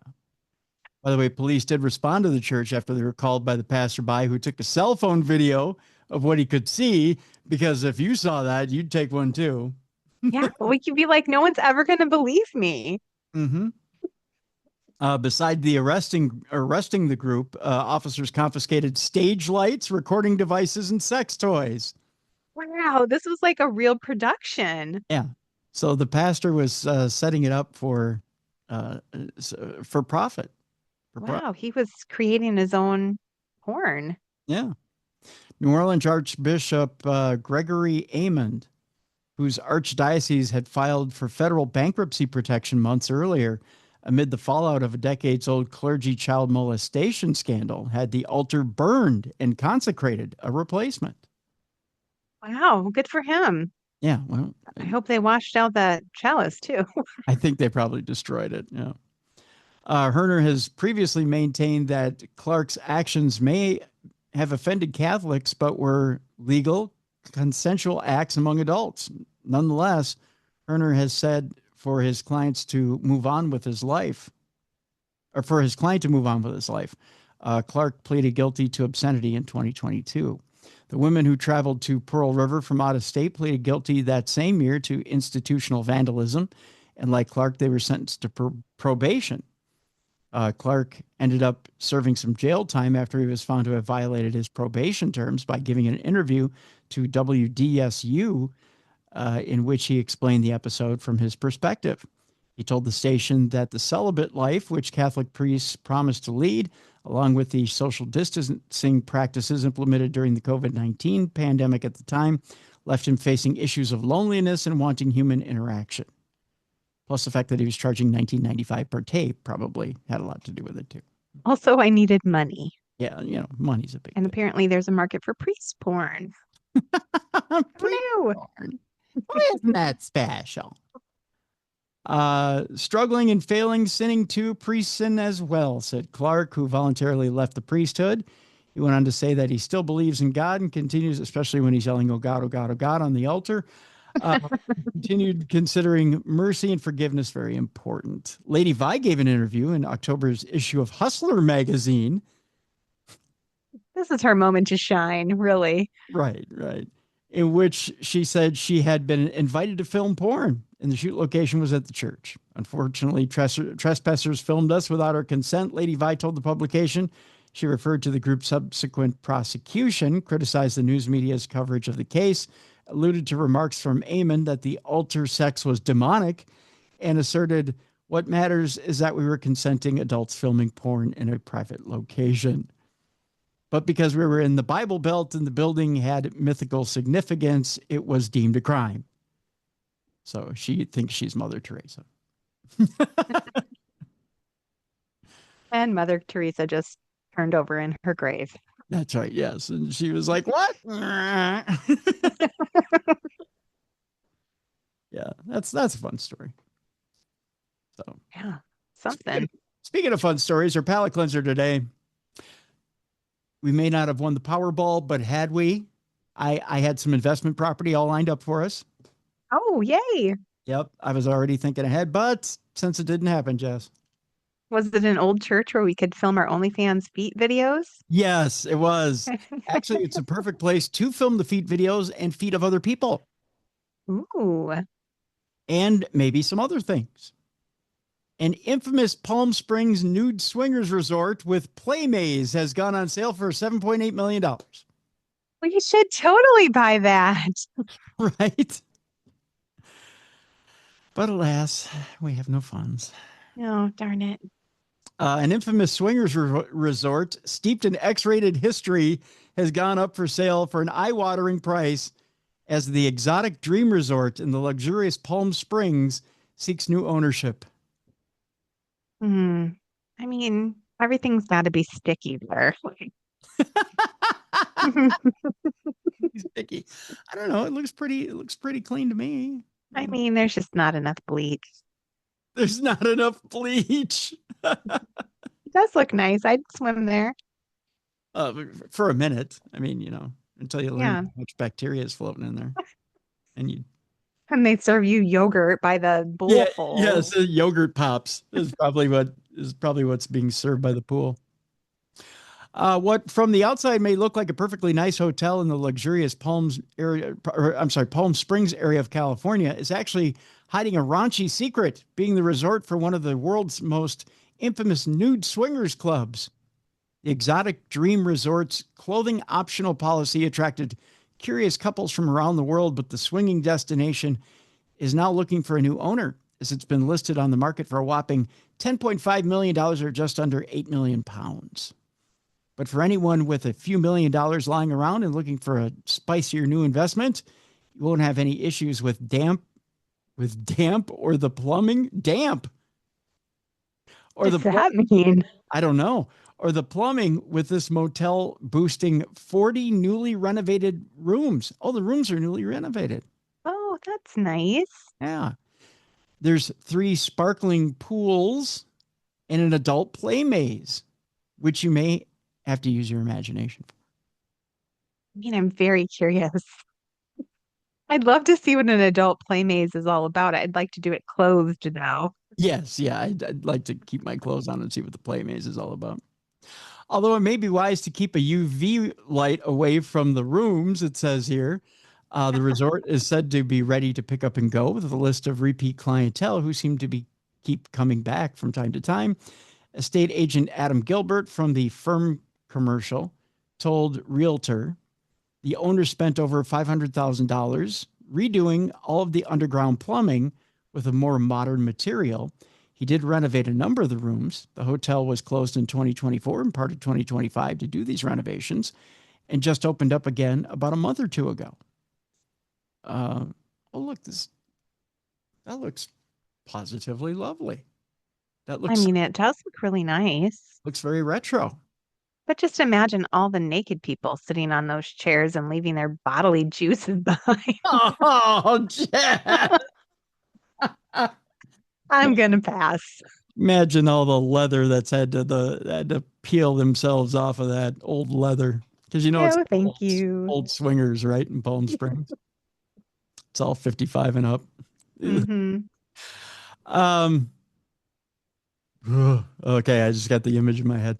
But despite its new look, the hotel is steeped in some swinging history, Gilbert added. It's not only clothing optional, but it's a swinger lifestyle resort.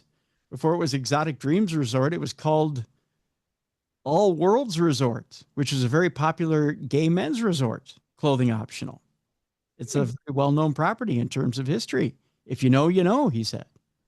For the party planners among us, the next owner will not only gain the bricks and mortar, but also the staff, all the furnishings, and the access to the event schedule to carry on hosting its theme parties and events, such as their footballs and fluffy robes night.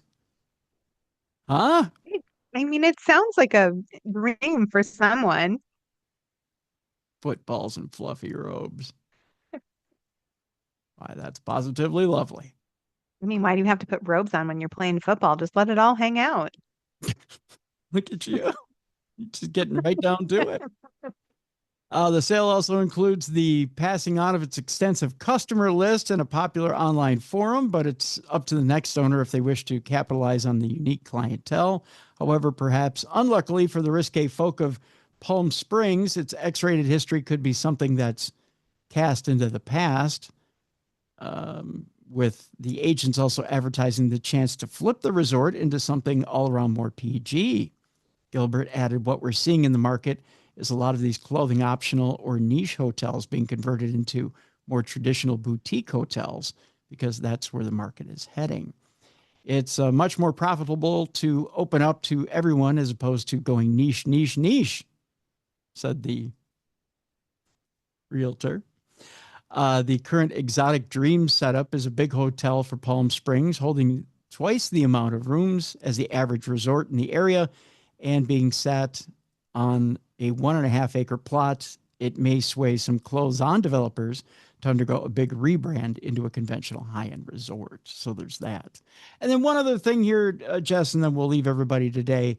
There's kind of an interesting interview with Lucy Lawless. Remember Xena, the warrior princess? Oh, yeah. Mm-hmm. Yeah, she did a quick little interview with The Guardian. So here's a picture of Lucy. So without telling you how old Lucy is, and it's not proper for me as a gentleman to tell you, how old do you think Lucy is these days? I mean, she looks great. Mm-hmm. So I would say, I'm trying to think of when she was at her height of that show. She's got to be 50 or more, Yeah, she's right? she's 57. Oh, she looks wonderful. Yeah, she looks great for 57. But what's funny is she's kind of self-deprecating in the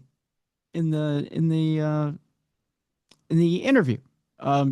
Since she was on Xena Warrior Princess, she's been in Battlestar Galactica, Spartacus, Parks and Recreation, Agents of S.H.I.E.L.D., and Salem.